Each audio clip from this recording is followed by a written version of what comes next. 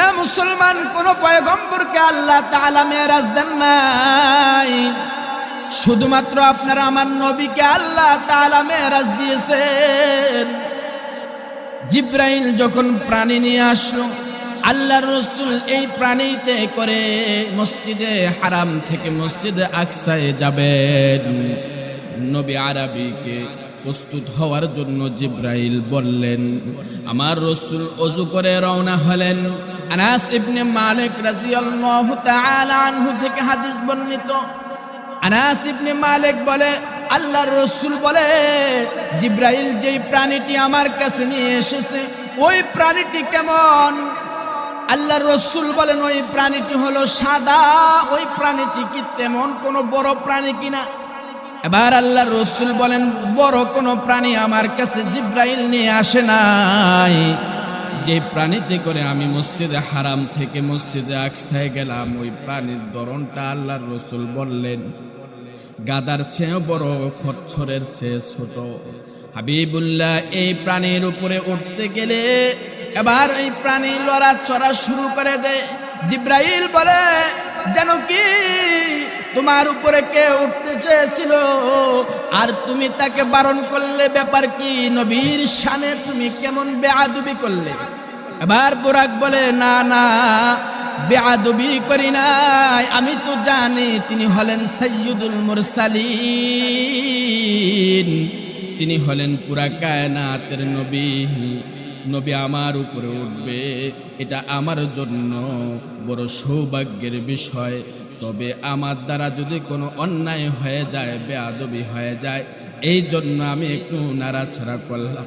মুসলমান ভাইরা আমার নবীকে গাছও চিনে, আমার নবীকে মাছও চিনে, আমার নবীকে সকলেই চিনে। ওই নবীর উম্মত আপনি আমি। ওই নবীকে আল্লাহ তাআলা মেরাজ দিয়েছিলেন। নবী আরবী মসজিদে হারাম থেকে মসজিদে আকসায় যাওয়ার পরে এবার এই প্রাণীটাকে এক জায়গায় বাঁধলেন। যেই জায়গায় পয়গম্বররা বেঁধে মসজিদে আকসায় ঢুকে নামাজ আদায় করতেন, ওই জায়গায় আমার নবী প্রাণীটাকে বাঁধলেন। হাবিবুল্লাহ প্রাণী বেঁধে মসজিদে ঢুকলে ওই মসজিদে হারাম থেকে মসজিদে আকসায় যাওয়ার পরে মসজিদে আকসার মধ্যে আল্লাহ তাআলা সকল পয়গম্বরকে উপস্থিত করেছেন। আমার নবী যে ইমামুল মুরসালিন, আমার নবী যে সাইয়্যিদুল মুরসালিন, আমার নবী যে খাতামুন নবীন, আমার নবী যে শফিউল মুজনিবিন, এটা প্রমাণ করার জন্য আল্লাহ তাআলা সকল পয়গম্বরদেরকে মসজিদে আকসায় নিয়ে গেলে মসজিদে আকসা আমার নবী প্রবেশ করার সাথে সাথে সকল পয়গম্বররা দাঁড়িয়ে আমার নবীকে আহলান আর সাহলান, মারহাবান আর তয়্যিবান জানালেন। এটা দ্বারা বোঝায় আমার নবী হলেন সরদার, আমার নবী হলেন শ্রেষ্ঠ পয়গম্বর। নবী আরবী মসজিদে আকসায় ঢোকার পরে এবার আল্লাহর রাসূল 2 রাকাত নামাজ পড়লেন। আমার নবী ইমামতি করলেন। সকল পয়গম্বররা মুক্তাদির কাতারে দাঁড়ায় গেল, আর হাবিবুল্লাহ ইমামের কাতারে দাঁড়ায়া ইমামতির মুসল্লায় দাঁড়ায়া ইমামতি করে 2 রাকাত নামাজ আদায় করলেন। আর এর দ্বারা আমার মালিক বুঝায়া দিলেন, জানায়া দিলেন সারা বিশ্ববাসীকে, সকল পয়গম্বরকে জানায়া দিল, ও আমার পয়গম্বররা, দেখো দেখো, এটা আমার নবী। তিনি শুধু নবী নয়, তিনি আমার হাবিব, তিনি আমার বন্ধু। এই জন্য আমি তোমাদেরকে প্রমাণ করাবার জন্য এই বিষয়টা করলাম। আল্লাহ রাসূল মসজিদে আকসায় থেকে যখন বের হবেন, উর্দু জগতের ভ্রমণে যখন যাওয়ার জন্য বের হবেন, হাবিবুল্লাহ বের হওয়ার সময় জিব্রাইল আল্লাহর রাসূলের সামনে 2টি পাত্রতে করে 2 বিষয় নিয়ে আসলেন, 2 ধরনের খাবার নিয়ে আসলেন। এক পাত্রের মধ্যে হলো দুধ, আরেক পাত্রের মধ্যে হলো মদ। আল্লাহর রাসূলকে বলে, ওগো সরকার, আপনি কোনটা গ্রহণ করবেন? আমার নবী কেমন নবী, আমার নবীকে আল্লাহ তাআলা এত ইলম দিয়েছেন। আল্লাহ রাসূল বলেন, উতিতুল ইলমাল আউয়ালিন ওয়াল আখিরিন। হাবিবুল্লাহ মদ গ্রহণ করে নাই, দুধের পেয়ালাটাকে গ্রহণ করে নিয়েছেন। জিব্রাইল বলে, হ্যাঁ, নবীদের আকল, নবীদের ফিতরত এমনই হয়। আল্লাহর রাসূল এবার মসজিদ আকসা থেকে বের হওয়ার পরে উর্দু জগতের বোমান শুরু হয়ে যায়, সাথে জিব্রাইল আছে। ও মুসলমান, ভালো করে শুনেন, এই যে সবে মেরাজ আসতেছে, এই মেরাজের রজনীতে শহরের অলি গলিতে কত ধরনের বেহায়াপনা, কত ধরনের বেদাতি কাজও হয়। এই কাজগুলো থেকে আমাদেরকে বাঁচতে হবে। এটা হলো আলোচনার বিষয়। মেরাজের বিষয় হলো আলোচনার বিষয়।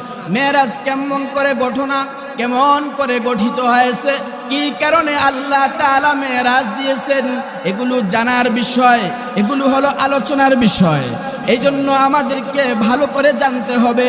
এই জন্য আল্লাহ তাআলা জিব্রাইলের মাধ্যমে নবীকে উর্দু জগতের ভ্রমণ শুরু করে দিলেন। আল্লাহ রাসূল মসজিদে আকসা থেকে প্রথম আসমানে যাবেন। প্রথম আসমানে যাওয়ার পরে জিব্রাইল প্রথম আসমানের দরজার মধ্যে যখন নক করলেন, আওয়াজ দিলেন, ভিতর থেকে আওয়াজ দিল, কে? বাহির থেকে জিব্রাইল বলে, আমি জিব্রাইল। তোমার সাথে কে আছে? আমার সাথে নবী আরবি আছে। হ্যাঁ, নবী আরবির ভ্রমণ কি শুরু হয়ে গেল? হ্যাঁ, ভ্রমণ শুরু হয়ে গেল।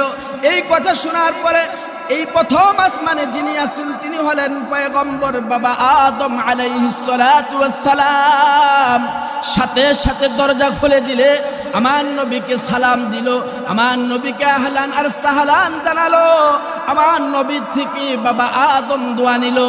এরপরে প্রথম আসমানের পরে দ্বিতীয় আসমানের জগতের ভ্রমণ শুরু হয়ে যায়। দ্বিতীয় আসমানে অপেক্ষা করতেছে পয়গম্বর ঈসা, পয়গম্বর ইয়াহইয়া, দুইজনেই ওইখানে অপেক্ষা ইন্তজার করতেছে। আওয়াজ দেওয়ার সাথে সাথে বলতেছে, কে আওয়াজ দিল? বাহির থেকে জিব্রাইল বলে, আমি জিব্রাইল। আপনার সাথে কি কেউ আছে? কাহা, আমার সাথে আছে মুহাম্মদ আরবি। মুহাম্মদ আরবির ভ্রমণ কি শুরু হয়ে গেল? জিব্রাইল বলে, হ্যাঁ, ভ্রমণ শুরু হয়ে গেল। এই কথা শোনার সাথে সাথে দরজা খুলে দিলে সাথে সাথে আহলান আর সাহলান জানালেন, নবীর থেকে দোয়া নিলেন। দ্বিতীয় আসমানে ইয়াহইয়া ঈসা, তৃতীয় আসমানে এমন করে পয়গম্বর অপেক্ষা করতেছে। কোন পয়গম্বর? এই পয়গম্বরের নাম হলো পয়গম্বর ইউসুফ আলাইহিস সালাতু ওয়াস সালাম। এমন করে চতুর্থ আসমানে গেল। চতুর্থ আসমানে পয়গম্বর ইদ্রিস আলাইহিস সালাতু ওয়াস সালাম ইন্তজার করতেছে। ঠিক তেমনি ভাবে আহলান আর সাহলান জানিয়ে দোয়া নিলেন। পঞ্চম আসমানে ইন্তজার করতেছে পয়গম্বর হারুন আলাইহিস সালাতু ওয়াস সালাম। পয়গম্বর হারুনের সাথে এমন ঘটনাই ঘটেছে। পঞ্চম আসমানের সফর শেষ হলে ষষ্ঠ আসমানে যায়। ষষ্ঠ আসমানে পয়গম্বর মুসা কালিমুল্লাহ আমার আপনার নবীর জন্য ইন্তজার করতেছে। ষষ্ঠ আসমানে পয়গম্বর মুসা কালিমুল্লাহর সাথে কথোপকথন হয়। এরপরে সপ্তম আসমানে যায়। সপ্তম আসমানে যাওয়ার পরে ওখানে এমন এক পয়গম্বর ইন্তজার করতেছে। তিনি হলেন মিল্লাতের পিতা, মিল্লাতা আবিকুম ইব্রাহিম। ইব্রাহিম আলাইহিস সালাতু ওয়াস সালাম। সপ্তম আসমানে নবীর সাথে দেখা হয়, আমার নবীর সাথে কথা হয়, আমার নবীর সাথে সালাম মুসাফা হয়। নবী থেকে দোয়া নিলেন। সপ্তম আসমানের সফর শেষ। এবার উপরে উঠবে, উর্দু জগতে যাবে, আরশে আজিমে যাবে। আল্লাহ তাআলা সপ্তম আসমানের উপরে একটি ঘর বানিয়েছে। ওই ঘরের নাম হলো বাইতুল মামুর। ওই ঘরের মধ্যে কারা ইবাদত করে? আল্লাহ বলে, আমি দুনিয়ার জমিনে একটি ঘর বানালাম, ওই ঘরের ইবাদত করে মানুষ। আর সপ্তম আসমানের উপরে একটি ঘর বানালাম, ওই ঘরের ইবাদত করে ফেরেশতা। সুবহানাল্লাহ। দুনিয়ার ঘর যেটা আল্লাহ তাআলা আরশ আজিম বরাবর দুনিয়ার জমিনে যেই ঘরটি বানালেন ওই ঘরটির নাম হলো বাইতুল্লাহ। ওই বাইতুল্লাহর ইবাদত করবার জন্য আল্লাহ তাআলা মানুষকে দুনিয়ার জমিনে পাঠিয়েছেন। আর সপ্তম আসমানের উপরে বাইতুল মামুর বানালেন।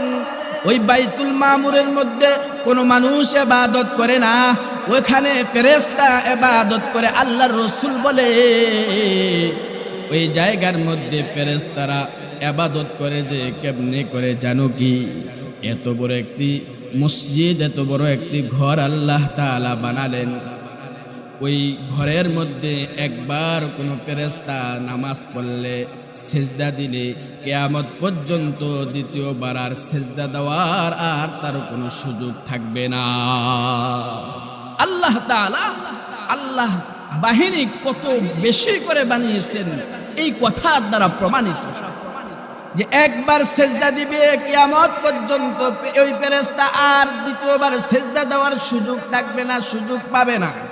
তাইলে বোঝা গেল অনেক অনেক অনেক অনেক আল্লাহ তাআলা ফেরেশতা বানিয়েছে।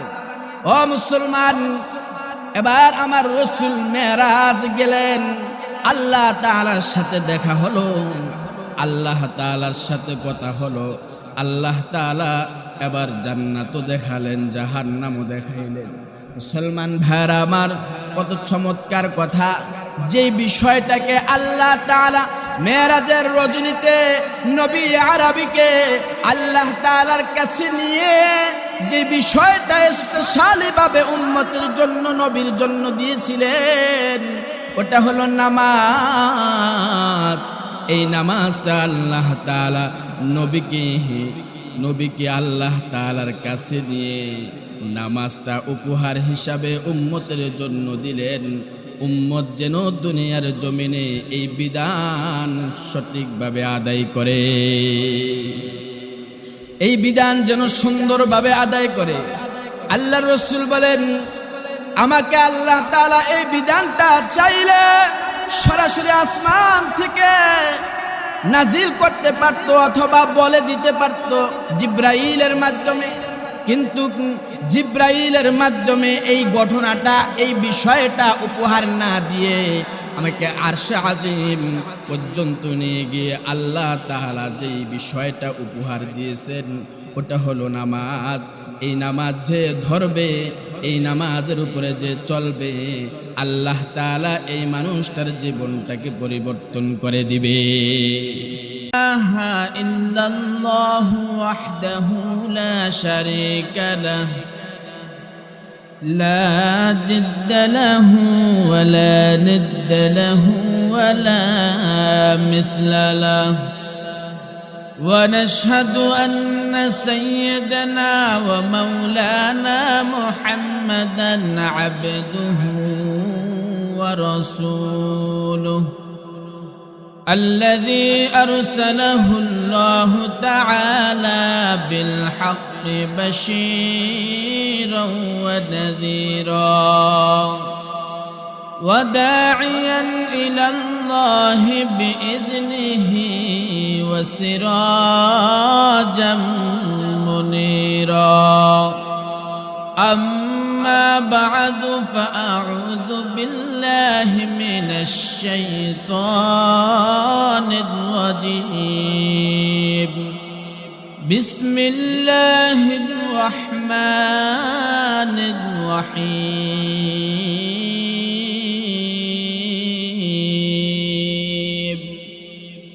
سبحان الذي أسرى بعبده ليلا من المسجد الحرام إلى المسجد الأقصى الذي باركنا حوله لنريه من آياتنا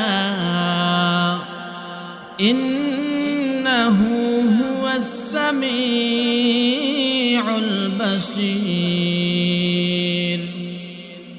وقال رسول الله صلى الله عليه وسلم الدنيا جيفة وطالبها كلاب أو كما قال عليه الصلاة والسلام সকলে محبت زبان খুলে درود إبراهيمي পড়ে اللهم صل على محمد وعلى آل محمد كما صليت على إبراهيم وعلى آل إبراهيم إنك حميد مجيد اللهم بارك على محمد وعلى آل محمد كما باركت على إبراهيم وعلى آل إبراهيم إنك حميد مجيد الحمد لله ঐতিহ্যবাহী জামিয়া ইসলামিয়া দারুল উলুম বদরপুর সমাপনী ছাত্রদের খতমে কোরআন খতমে বুখারী সহ সারা বছরের বিভিন্ন খতমের দোয়া উপলক্ষে বার্ষিক ওয়াজ ও দোয়ার মাহফিলের সদর সম্মানিত সভাপতি, আজকের মাহফিলের সদর সম্মানিত প্রধান আলোচক আল্লামা হযরত মাওলানা ইউসুফ তাওলাবী দামাত বারাকাতুহুম হাফিজাহুল্লাহ, সিনিয়র মুহাদ্দিস দারুল উলুম দেওবন্দ।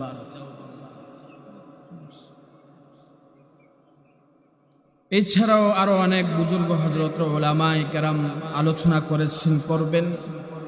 মালিক আমাদেরকে জান্নাতের বাগানে কোরআন এবং হাদিস থেকে গুরুত্বপূর্ণ কিছু কথা শুনবার এবং বলবার সুযোগ করে দিয়েছেন। এই জন্য রবের নিকট একবার শুকর আদায় করি, সকলে বলি আলহামদুলিল্লাহ। দামি জায়গা জান্নাতের বাগান, এতে কোনো সন্দেহ নাই।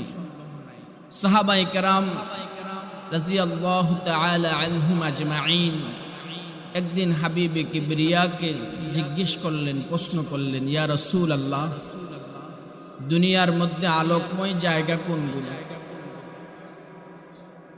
আল্লাহর রাসূল বলেন, তোমরা কি ওই আলোকময় জায়গা চিনতে চাও?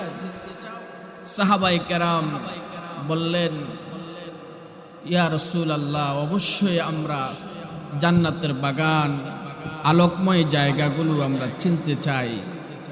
আল্লাহ রাসূল বলেন, আলাইকুম বিমুজালাসাতিল উলামা ওয়া আলাইকুম বিমুজালাসাতিল কুরআন।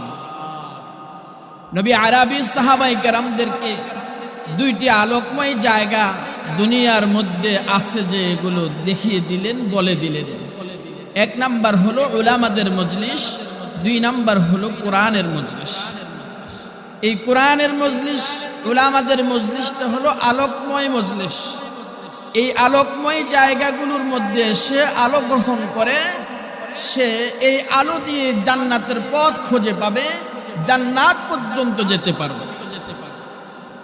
কারণ দুনিয়ার চতুর্পাশে শুধু অন্ধকারে ভরা, আর এই দুনিয়ার মধ্যে কিছু জায়গা আছে, ওই জায়গার মধ্যে কিছু আলোকময় জায়গা আছে। ওই আলোকময় জায়গাগুলো হলো কোরআনের মজলিস, উলামাদের মজলিস। আজকের এই মাহফিল জান্নাতের বাগান। যে যত বেশি আসবে আলো গ্রহণ, তত বেশি আলো সে বেশি হাসিল করতে পারে। এজন্য দুনিয়া আমাদেরকে থাকতে দিবে না, আর দুনিয়া থাকারও জায়গা নয়, একদিন চলে যেতে হবে। যেই জায়গার জন্য আমাদেরকে আল্লাহ তাআলা আবার পুনরায় আল্লাহ তাআলার কাছে নিয়ে যাবেন, ওই জায়গাটা হলো পরকাল। ওই পরকালের মধ্যে আল্লাহ তাআলা দুইটি জায়গা রেখেছেন। একটি জায়গার নাম হলো জান্নাত, আর একটি জায়গার নাম হলো জাহান্নাম।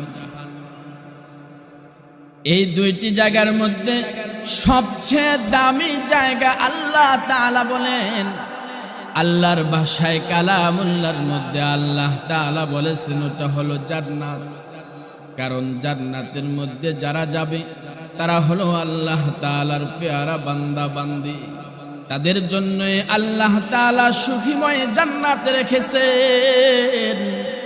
যেই জান্নাতের মধ্যে কোনো কষ্ট নাই, যেই জান্নাতের মধ্যে রয়েছে আরাম, আয়েশ, সুখ। এই সুখের জায়গা আল্লাহ তাআলা শুধুমাত্র ঈমানওয়ালাকে, আমলওয়ালা ব্যক্তিদেরকে দান করবে। এজন্য যে যত বেশি দুনিয়ার জমিনে ইবাদত বন্দেগী করবে, তার জান্নাতটা তত সুন্দর হবে, তত দামি হবে। হাবিবি কিবরিয়া মুহাম্মদ আরবি মুহাম্মদুর রাসূলুল্লাহ সাল্লাল্লাহু আলাইহি ওয়াসাল্লাম সকল পয়গম্বরদের সরদার যিনি, সকল নবীদের সরদার যিনি, সকল রাসূলদের সরদার যিনি, তিনি হলেন আপনার আমার নবী।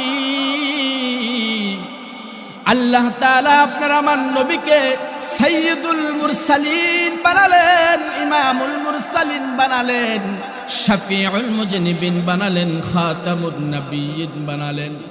আমার আপনার নবীকে আল্লাহ তাআলা সর্বশ্রেষ্ঠ পয়গম্বর বলে ঘোষণাও করেছেন। ও মুসলমান, শুধু ঘোষণা করে আল্লাহ তাআলা ক্ষান্ত হন নাই, আল্লাহ তাআলা প্র্যাকটিক্যালি এই ঘোষণাটাকে সকল পয়গম্বরের কাছে প্রকাশ্যে প্রমাণিত করেছেন। কিভাবে প্রমাণিত করেছেন? আল্লাহ তাআলা বলে, সূরাতুল বনি ইসরাঈল আমি আল্লাহ তাআলা নাজিল করলাম, আর সূরা বনি ইসরাঈলের প্রথম আয়াতে আমি আল্লাহ তাআলা এর প্রমাণ সহ সব কিছু বলে দিলাম। সুবহান। মুসলমান ভাইরা আমার, আমার রাসূলকে আল্লাহ তাআলা কেমন মহব্বত, কেমন ভালোবাসেন।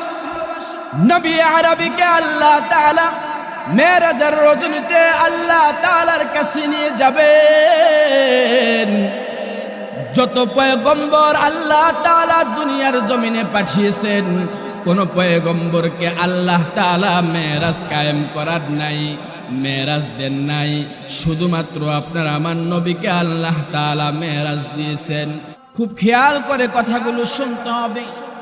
যেই কথাগুলো কালামুল্লাহর কথা, যেই কথাগুলো হাদিসের কথা, এই কথাগুলোর উপরে আর কোনো কথা নাই। এই কথাগুলো হলো সর্বশ্রেষ্ঠ কথা।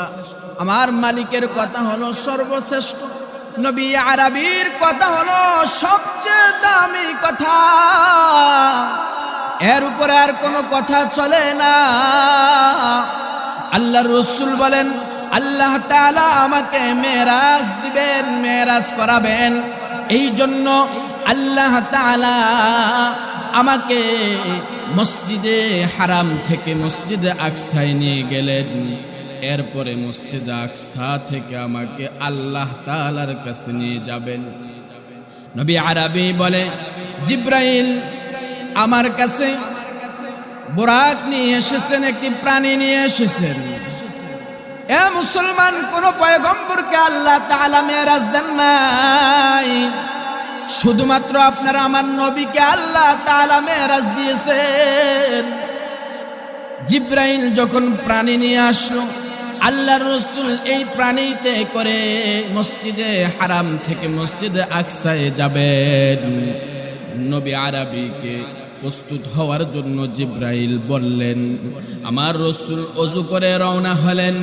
আনাস ইবনে মালিক রাদিয়াল্লাহু তাআলা আনহু থেকে হাদিস বর্ণিত।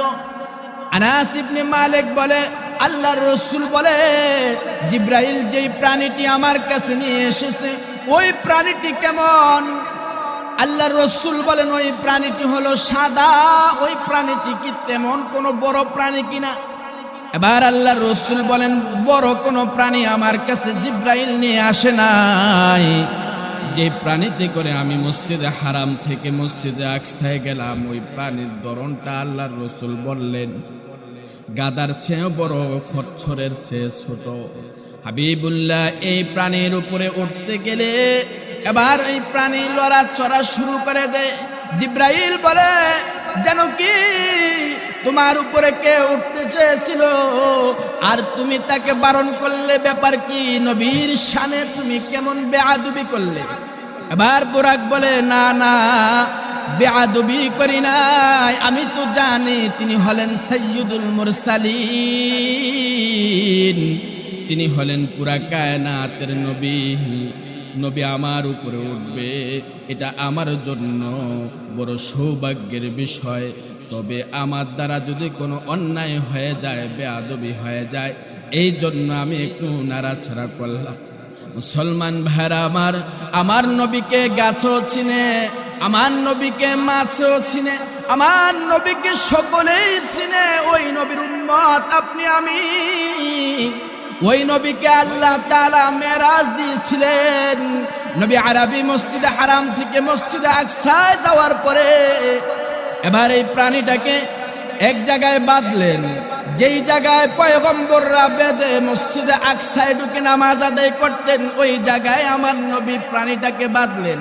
হাবিবুল্লাহ প্রাণী বেদে মসজিদে ঢুকলে ওই মসজিদে হারাম থেকে মসজিদে আকসায় যাওয়ার পরে মসজিদে আকসার মধ্যে আল্লাহ তাআলা সকল পয়গম্বরকে উপস্থিত করেছেন।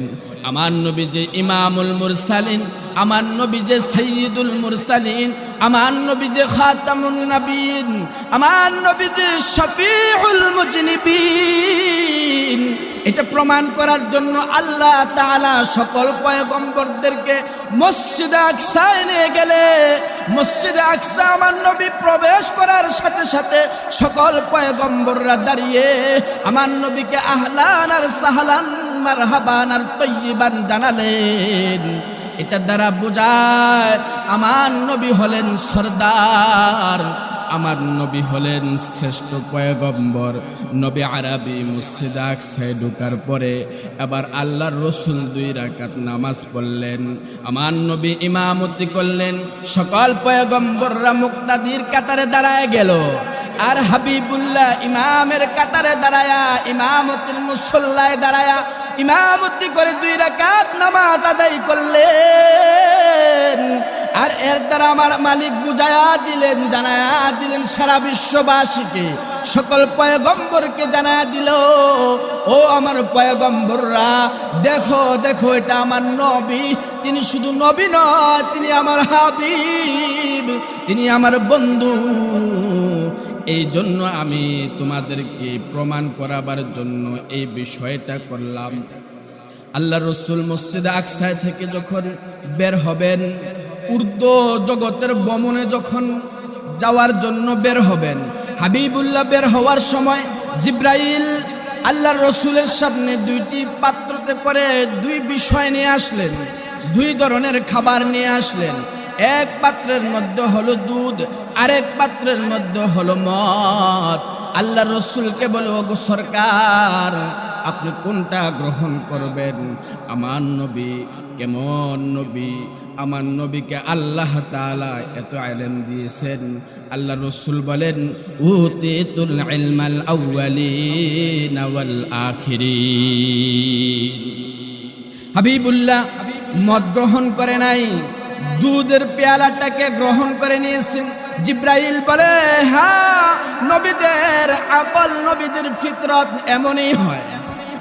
আল্লাহ রসুল এবার মসজিদ আকসা থেকে বের হওয়ার পরে উর্দু জগতের বোমান শুরু হয়ে যায়, সাথে জিব্রাইল আছে। ও মুসলমান, ভালো করে শুনেন, এই যে সবে মেরাজ আসতেছে, এই মেরাজের রজনীতে শহরের অলি গলিতে কত ধরনের বেহায়াপনা, কত ধরনের বেদাতি কাজও হয়। এই কাজগুলো থেকে আমাদেরকে বাঁচতে হবে। এটা হলো আলোচনার বিষয়, মেরাজের বিষয় হলো আলোচনার বিষয়। মেরাজ কেমন করে ঘটনা, কেমন করে গঠিত হয়েছে, কি কারণে আল্লাহ তাআলা মেরাজ দিয়েছেন, এগুলো জানার বিষয়, এগুলো হলো আলোচনার বিষয়। এই জন্য আমাদেরকে ভালো করে জানতে হবে। এই জন্য আল্লাহ তাআলা জিব্রাইলের মাধ্যমে নবীকে উর্দু জগতের ভ্রমণ শুরু করে দিলেন। আল্লাহ রসুল মসজিদে আকসা থেকে প্রথম আসমানে যাবেন।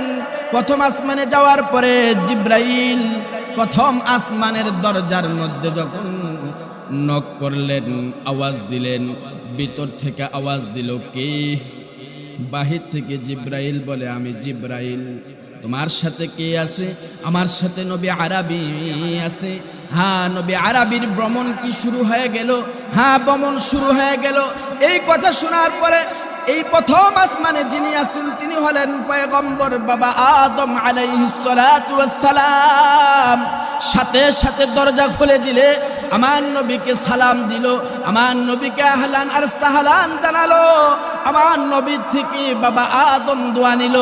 এরপরে প্রথম আসমানের পরে দ্বিতীয় আসমানের জগতের ভ্রমণ শুরু হয়ে যায়। দ্বিতীয় আসমানে অপেক্ষা করতেছে পয়গম্বর ঈসা, পয়গম্বর ইয়াহইয়া, দুইজনেই ওইখানে অপেক্ষা ইন্তজার করতেছে। আওয়াজ দেওয়ার সাথে সাথে বলতেছে, কে আওয়াজ দিল? বাহির থেকে জিব্রাইল বলে, আমি জিব্রাইল। আপনার সাথে কি কেউ আছে? কাহা, আমার সাথে আছে মুহাম্মদ আরবি। মুহাম্মদ আরবির ভ্রমণ কি শুরু হয়ে গেল? জিব্রাইল বলে, হ্যাঁ, ভ্রমণ শুরু হয়ে গেল। এই কথা শোনার সাথে সাথে দরজা খুলে দিলে সাথে সাথে আহলান আর সাহলান জানালেন, নবীর থেকে দোয়া নিলেন। দ্বিতীয় আসমানে ইয়াহইয়া ঈসা, তৃতীয় আসমানে এমন করে পয়গম্বর অপেক্ষা করতেছে। কোন পয়গম্বর? এই পয়গম্বরের নাম হলো পয়গম্বর ইউসুফ আলাইহিস সালাতু ওয়াস সালাম। এমন করে চতুর্থ আসমানে গেল। চতুর্থ আসমানে পয়গম্বর ইদ্রিস আলাইহিস সালাতু ওয়াস সালাম ইন্তজার করতেছে। ঠিক তেমনি ভাবে আহলান আর সাহলান জানিয়ে দোয়া নিলেন। পঞ্চম আসমানে ইন্তজার করতেছে পয়গম্বর হারুন আলাইহিস সালাতু ওয়াস সালাম। পয়গম্বর হারুনের সাথে এমন ঘটনাই ঘটেছে। পঞ্চম আসমানের সফর শেষ হলে ষষ্ঠ আসমানে যা। ষষ্ঠ আসমানে পয়গম্বর মুসা কালিমুল্লাহ আমার আপনার নবীর জন্য ইন্তজার করতেছে। ষষ্ঠ আসমানে পয়গম্বর মুসা কালিমুল্লাহর সাথে কথোপকথন হয়। এরপরে সপ্তম আসমানে যায়।